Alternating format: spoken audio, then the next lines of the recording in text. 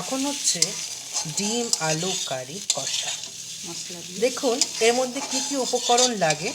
এতে লাগে আলু, ডিম, আদা, আদা, রসুন, পেঁয়াজ, পেঁয়াজ, লঙ্কার লঙ্কার গুঁড়ো, জিরে, জিরে, গরম মশলা গরম মশলা। খুব ভালোভাবে এটা কষতে হবে। প্রথমে একটু ভেজে নিতে হবে। প্রথমে আলু, ডিম এবং সব কিছু প্রথমে বয়েল করে তারপর খুব ভালোভাবে ফ্রাই করতে হবে।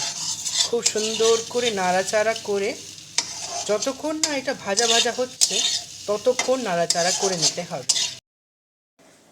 এবার ডিমের ঝোল তৈরি করার জন্য কড়াইটাকে ঢেকে রাখা হলো কিছুক্ষণের জন্য।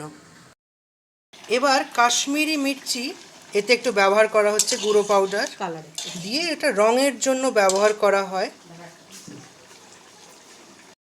করা হচ্ছে সানরাইজের পিওর গরম মশলা। এবার গরম মশলা আমরা ব্যবহার করলাম ডিমের তরকারির মধ্যে। ডিমের কারি বলে। নাড়াচাড়া করে নিতে হবে খুব ভালোভাবে যাতে মিক্স হয় প্রতিটি মশলা।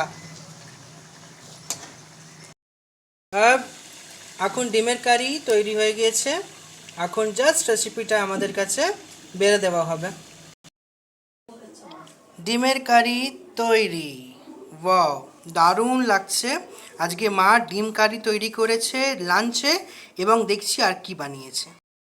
এটা তো নিরামিষ তরকারি তৈরি হয়েছে। এটা কি মা? আলু বেগুন। আচ্ছা, আলু বেগুন আর বড়ি দিয়ে তরকারি। আচ্ছা, এটা খুব সুন্দর। এটা বাঙালিদের মানে খুব প্রিয়। নিরামিষ রান্না হলেই এগুলো হয় আর কি। আমাদের শনি, মঙ্গলবার, বৃহস্পতিবার এবং মানে নিরামিষ দিনে এই রান্নাটা হয় বাড়িতে, খুব ভালো লাগে। যাই হোক, ধন্যবাদ আপনাদের। আপনাদের খুব দিনটা ভালো কাটুক। ধন্যবাদ।